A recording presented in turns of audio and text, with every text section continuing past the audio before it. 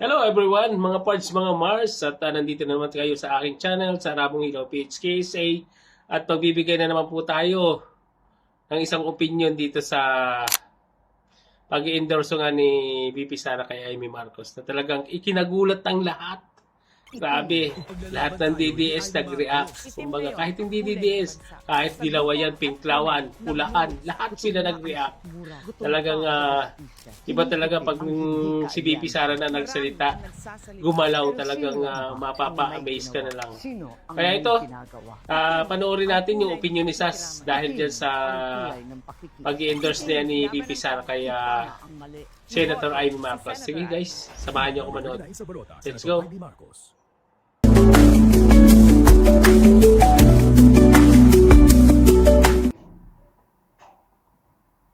Hello, hello, hello, hello! Magandang hapon po sa inyong lahat. Ito po ang inyong favorite ka-moisture ni Sas Rogando Sasot, ang faithfully defiant na tagalista ng Noisy. Ayan. Okay, dating gawin mga ka-moisture. Paki-click ang share para yung mga kahapon pa, ng isang araw pa naghihintay ng live ko ay makarinig. Good evening, magandang hapon, hello. Ayan, ano ngayon tayo ngayon? Very, ano ba, laid back ang itsura. Wala ngayon tayong eyeglasses. Pero kamusta mga ka-moisture? I-click nyo na ang share. At nang umabot na ito sa mga kinauukulan hanggang barangay, presinto, ano pa ba, court martial, sa TRICOM, saan pa ba, ano pa ba yung gustong mang-usig ng mga komite? Ayan, dito lang tayo sa totoong fresh at moist at mapupula ang hasang. Yung iba kasi mapupula ang mata, tayo ay mapupula ang hasang. Iba talaga ang mga mapupula ang hasang. Okay, so ano ba, kompleto na ba ang attendance? Magpapa-attendance ako Ano to? Ang attendance is 30% ng grade. So, kung present, isulat nyo dyan sa comment section ko, present kayo, no? Lalo na yung mga nasa row 4. Row 4 na nga kayo, absent pa kayo. May iba pa dyan late. So, present, ganon. Ayan. So, ayan, gusto ko yan. Hello, teacher, sabi ng isa. Ayan. Yan na lang tawag niya sa akin. Ang inyong maestra. Eto na. Ito na ang hinihintay ng lahat dahil gusto ng lahat ng aking mga kakaunting followers. Siguro mga 10 sila. Mga 10 sila gusto ako mag-comment dito sa itim. Okay? Ang ibig sabihin pala ng itim, ngayon ko lang napagtanto sa aking buhay ay I trust Amy Marcos. Inday trust Amy Marcos. Pero bagong lahat, yung mga kakadating pa lang, lalo na yung mga late, mga raw 4 pa naman kayong mga late, i-click nyo na ang share. Click share. Now na, i-share nyo na to sa inyong mga e-groups at kung ano-ano pa habang ako'y kumakain ng tiramisu. Tagal ko na hindi kumakain ng tiramisu. Anyway. Okay. Ano masasabi ko dito sa itim na ad? Well, what can I say? I think it's unexpected. I think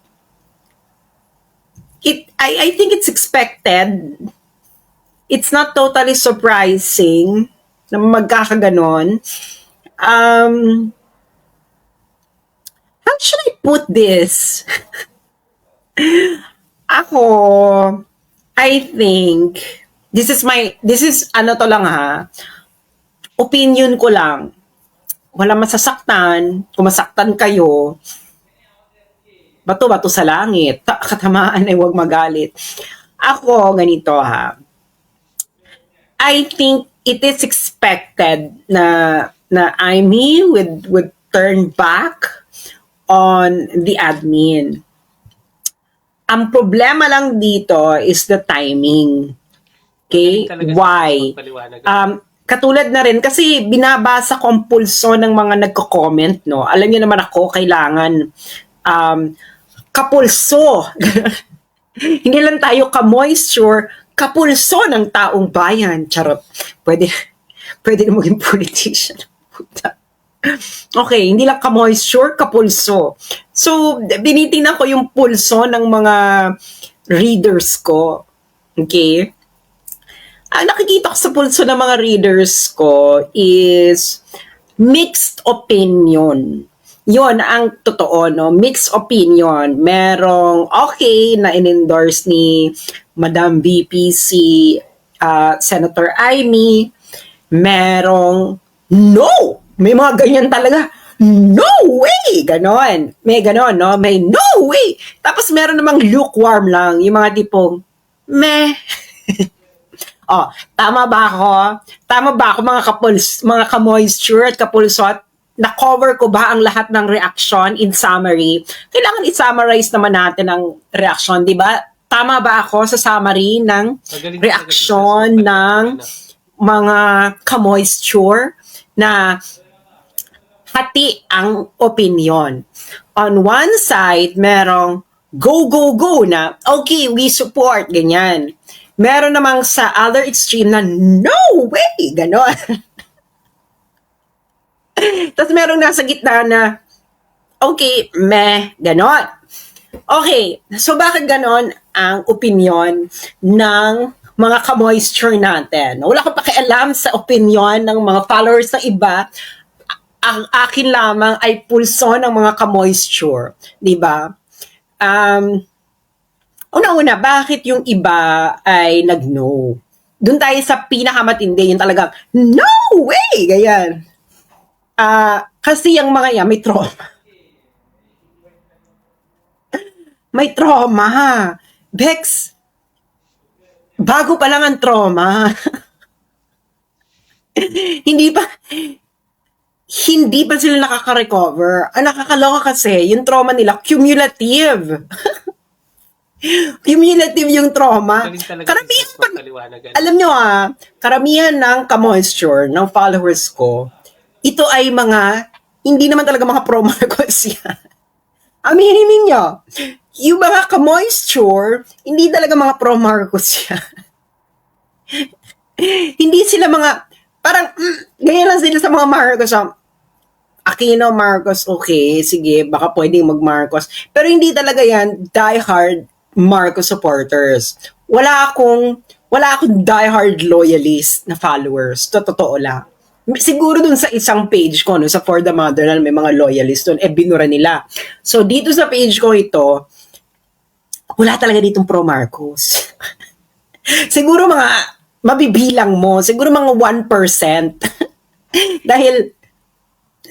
Dahil wala talaga, they don't. Ano lang talaga to talaga, mga bonggang-bongga, super bonggang, may Duterte sa noo. Diba? Yan talaga yan, may Duterte talaga sa noo yung mga nandyan. So ngayon, karamihan dyan may trauma. Kasi, hindi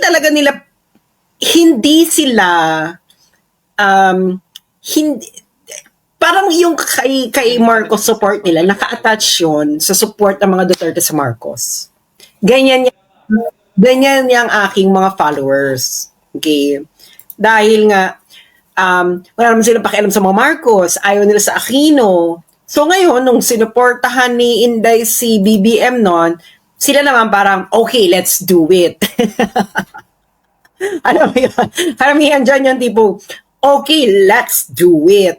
Now, pero yung let's do it nila yon, naka-angkla yon na may continuity. Nung panahon na ginawa ni Duterte, di ba, may continuity.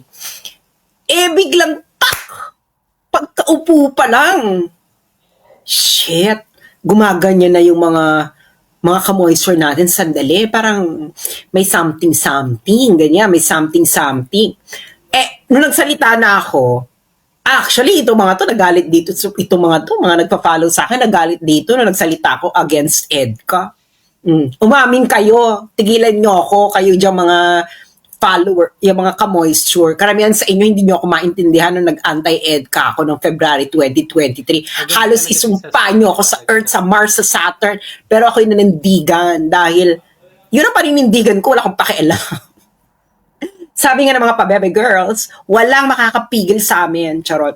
Anyway, tapos hanggang nag-escalate ang mga sandali, wait, ganyan yung mga ka-moisture. Wait, parang budol na to. Hanggang nangyari yung kay OJC, yung kay Kibuloy, hanggang yung mga inilaglag nila dyan si Sarah dan sa confidential fund na sila nagbigay tapos sila rin yun ng usik. Parang, ha? So ngayon, itong mga ka-moisture natin, may trauma. Meron silang tinatawag na political traumatic stress syndrome. Gaga ka pala nabudol ka. Syempre may trauma. So yun, meron silang PTSD. Political Traumatic Stress Syndrome. Okay, class? Ano ang ating term for the day? PTSD. Anong ibig sabihin ng PTSD? Ano ibig sabihin ng PTSD? Political Traumatic Stress Syndrome. Okay, once again. Political Traumatic Stress Syndrome. So, may PTSD pa yung mga yan. Okay? Ngayon, itong mga ka-moisture, I think, January pa last year, na nagsasabi na, Aimee, magsalita ka. Aimee, magsalita ka. Aimee, magsalita ka. Kasi, to be honest, no, alam naman ng mga ka-moisture natin na si Aimee is mas bright talaga mas bright naman talaga ito sa kapatid niya, no? Ano ba 'tong sabihin ko? Naalala ko nung 2022 May, in-invite ako ng Ilocos Norte Tourism because they would like me to join a beauty contest ang binibining Ilocos Norte. Gaga. Inanyayaan ako maging isa sa mga board of judges, ganyan. Ngayon, nung nandun ako, puro Aimee yung mga bukang bibig nila. Sabi ko, ay, magaling talaga. Bakit puro Aimee? Yun nga, no? Para may tinatanong ako, ang ganda naman ito. Tapos sabihin nila, ay, kasi dahil po kay Aimee. So, bakit po lang parang kay BBM? Ganon. So, doon pa lang alam ko na, si Aimee yung mas may ganap sa magkapatid. Kasi doon ko lang naman talaga nakilala ang kanilang pagkakaiba. Syempre, so yung mga ka-moisture natin, matagal na nagre-request na, hindi, magsalita ka na. Emerald, ganyan, magsalita ka na. And of course, it's so unrealistic na kapatid niya is ilalaglag niya, di ba? So unrealistic. Pero yung mga ka-moisture natin, yun ang sinasabi na, ano ba Aimee? Bansa or kapatid? Ganyan. Bansa or kapatid. So, yung mga ka-moisture, naghintay sila ng napakamahabang panahon. Tapos ngayon, biglang, ay, eksena. Diba? Eksena, merong itim. Basically, yung itim na advertisement, ito talagang anti-admin ka talaga. Lumabas ka na talaga ng anti-admin. Diba? Katabi mo pa si Inday Sara na inaakusahan nila gustong pategi yung kapatid mo. Ano pa ba? So talagang this is a full-on anti-admin. Pero, kaya nga sinabi ko sa inyo, ng ka-moisture natin, may PTSD, may Political Traumatic Stress Syndrome. Kaya, ang isang sa mga hanay ng ating mga ka-moisture is, no way! Kahit i-endorse pa siya ni Inday Sara. So, yun yung isang one side ng ating mga ka-moisture. Ngayon, sa other side naman, yung mga, okay, yes, sinuportahan ni Inday Sara, let's do it. Itong sa other side, no, may PTSD rin. Actually, lahat naman tayo may PTSD, mga ka-moisture, no? Political Traumatic Stress Syndrome. Yung isa namang side, may PTSD rin yan. Kaso, ang iniisip ngayon nila, yung mga, okay, let's support Aimee, ganyan, dahil supported ni Inday. Ang iniisip naman nila niyan ay, kasi, Nakita naman yung ginawa daw sa Senate. Ganyan. Magaling talaga si And Liwanag, ano. dahil supported ni Inday, go support. So yun yung mga, okay, let's do it. Okay, let's support. So nakita niyo na yung dalawang side, no? Pero pareho yan may PTSD. Pareho yan may PTSD. Ang nakakaloka, 'di ba? Eh kung nagkaroon pa ng budol, I bet sinasabi ko sa iyo yung PTSD niya magti-triple.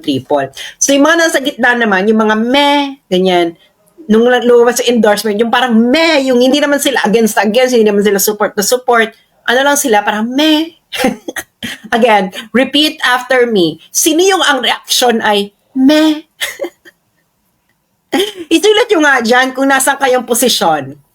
Sa comment section. No way! Or yes way! Or meh! Nasaan kayo nun? Gusto ko lang ng yung meh po is M-E-H. Gusto ko lang po kung nasaan ang ating mga viewers ngayon. Nasaan po kayo? Nasa no way! Or yes way! Or meh! Okay.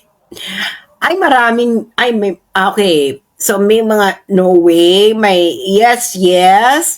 Okay. May okay, meh. Diba? So, yung ating mga ka-moisture, no? Binigay ko na ang full spectrum ng ating mga ka-moisture. Nagdidebate-bate na sila. Nagdidebate-bate na dyan sila sa comment section. Diba? Sa mga nakaraang mga posts, nagdidebate-bate. Pero, ang ipapakiusap ko lang sa inyo, huwag po tayong mawawala sa goal. Okay? Ano po ba ang goal natin? Ang 2025 election po ay ang tinatawag nating very strategic vote. Okay? Very strategic vote. Bakit siya very strategic? Alam naman natin na siguro may mga napupusuan tayo talagang kandidato bilang senador, pero ayaw natin silang iboto because of Magaling talaga si meron niya tayong goal. Alam naman natin na ang pinakamalaking issue na harapin ng Senado ng after 2025 elections ay ang impeachment trial ni Madam Vice President Sara Duterte. So, ang goal natin, and I want everyone, ay kumuha ng papel at ballpen. Okay? Papel at ballpen, gagawin nyo itong kodigo. Gagawin nyo itong kodigo, ha? At kailangan sabihan nyo mga ka-moisture na ito ang ating battle plan. Dahil kailangan nating iparamdam sa mga dry skin ang kapangyarihan ng moisture. Okay. Pen and paper. Okay.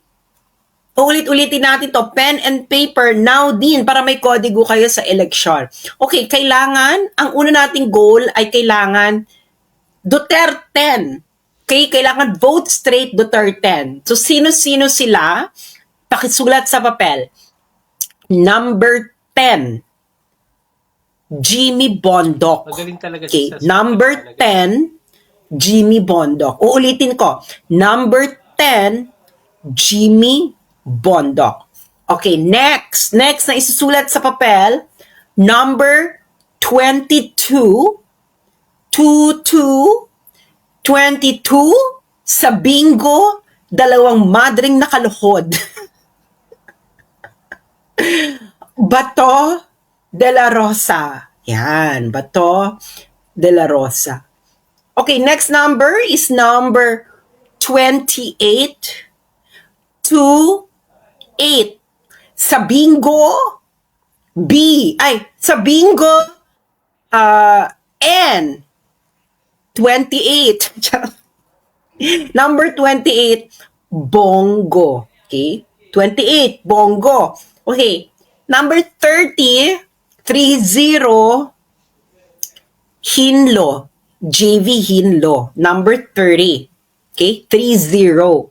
Number 34, Lambino Raul. So, 3, 4. Number 3, number 4, 34. Tapos magpaliwanag Okay. na. Next is, ito, love ko to. Love ito ng marami.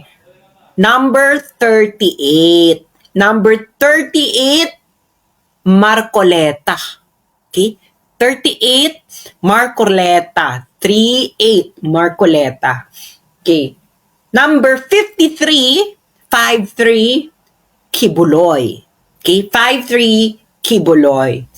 And then next is number 56, Rodriguez. Vic Rodriguez, number 5656. And then the next one is number 5858, Philip Salvador. Salvador. 58, Salvador. And number 42, 442, Mata. Richard Mata. Okay, 10 na yan, no? Ibo-vote siya ng straight. Vote straight Duterte. So, number 10, number 22, number 28, number 30, number 34, number 38, number 53, number 56, number 58, number 42. Vote straight. Ang hindi mag-vote straight ng Duterte, magiging dry. Strategic vote ito, mga friends. Okay. Siyempre, may missing. Okay? May missing na dalawa. Huwag kayong mag-undervote. Dahil, pag nag-undervote kayo, gagamitin yun for cheating. Ganun ang eksena. So, sino ang mga plus 2? Bahala na kayo kung sino ang plus 2. Okay? Ang plus 2, ay tingnan ninyo doon sa survey or kahit tumingin kayo doon sa kabilang na siguradong buboto ng no sa impeachment trial ni Sara. Yun ang plus 2. Kailangan yung sigurado kayo pakiramdaman ninyo. Dahil ang 2025, pagkatapos ng 2025 elections, yun ang gagawin nila. Okay? So, Duterte plus 2. Bahala kayo kung sino yung plus 2 na yan. This is the most strategic vote. Wala masyado ditong idealism. No? Wala dito masyadong ideal. Sa 2028 na tayo mag-idea. Hindi namin to kasalanan, kakamping. Kasalanan nyo to. Diba? Dapat kasi hindi pin-impeach si Sara. Malay nyo, in-endorse ko pa yan si at si Meron pa naman pupusuan sa mga kabilang candidates, mga dalawa. Or 3 actually. Kaso hindi na pwede. Pa-impeach si Sara, halata naman gusto niyang bumalik ng kapangyarihan. Walang idea. Kaya ngayon, walang idea. No? Mga ka-moisture, ipakita ninyo kung gaano ka-fresh ang inyong ka-moisturean. Kailangan nyo i-vote straight ang Duterte. Hindi po pwede. Kailangan vote straight Duterte.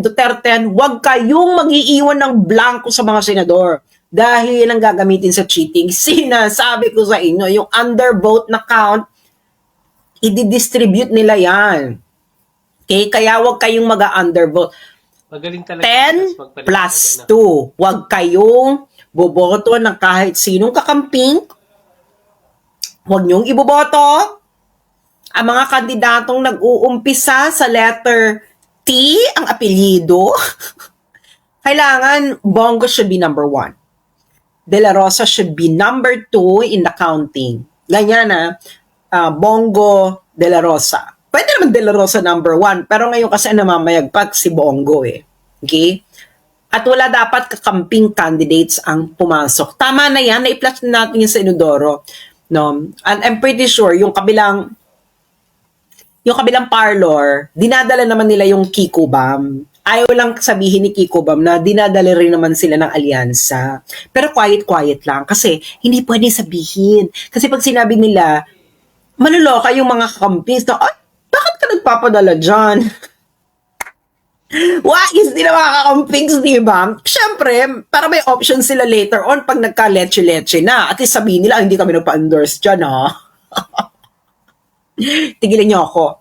Anyway, so ganun na eksena natin. Ha? Mga ka-moisture. Duterte, uulitin ko, number 10, Jimmy Bondoc. Number 22, Bato de la Rosa. Number 28, Bongo. Number 30, Hinlo. Number 34, Lambino. Number 38, Marcoleta. Number 53, Kibuloy. Number 56, Rodriguez. Number 58, Salvador. Number 42, Mata. And then yung plus 2, bahala kayo dyan. Pero huwag kayong mag-iiwan ng blank. Huwag kayong mag-iiwan ng blank dahil pag nag-undervote kayo, gagamitin yan for cheating ng kabila. Kailangan, let's make it hard for them to actually cheat. Okay? So, ganun ang gagawin. Huwag kayong muboto na kahit sinong kakamping. Yung mga nasa alyansa, kilatisin ninyo kung sino ang pwede nyo dyan gawing plus 2. Kung ayaw nyo dyan nasa alyansa, edi gumawa kayo ng iba. Di ba? Simple. Di ba? Pero, kailangan nating maging Paliwanag, ano? parang si Lumen. Wais, maging wais tayo dahil ang mission natin ngayon ay kailangan hindi magtagumpay ang maiitim na balak ni Tambi, ni Kero-Keropi, at ni Hello Kitty. Maraming salamat po. At meron ba tayong mga katanungan? Meron ba mga katanungan bago po ako, ano bang gagawin ko ngayon? Meron pala akong lakad. Huwag po kayo makapadala ng stars dahil hindi po yun sa akin dumadating. So, hindi po sa kanila remit yung ng Meta. Magpadala lang kayo ng tip kung gusto ninyo. Pwede rin naman ng hindi. Hindi naman ako matampuhin. Charot. Okay. So, ngayon, sino pong 11th at 12? Wala akong sasabihin kung sino 11th or 12. I will leave it up to you. Okay?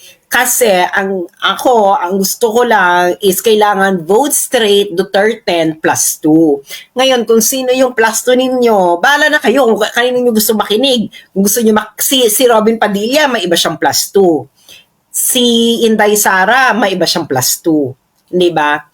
Ako, dahil hindi naman kayo magkakasundo dyan kung sinong plus 2, I will leave it up to the followers kung sinong plus 2 nila. So ngayon, ako ang party list. Ito may nagtatanong sa akin sa party list. Ako, lahat, bahala na kayong mamili. Okay? Kung anong party list, basta lahat dapat pro Duterte. Okay? Katulad ng Duterte Youth. Okay? Yung Duterte Youth kasi sure win na. Nandun din yung Ipanaw. Okay? Ipanaw. Anong number ng Ipanaw? Ipanaw. Ang Ipanaw ay number... Okay. Ito ang mga pagpipilian for party list. Bahala na kayo. Number 2, PPP. Number 5, Duterte Youth. Number 18, 18, Ipanaw. Mamili na lang kayo dyan.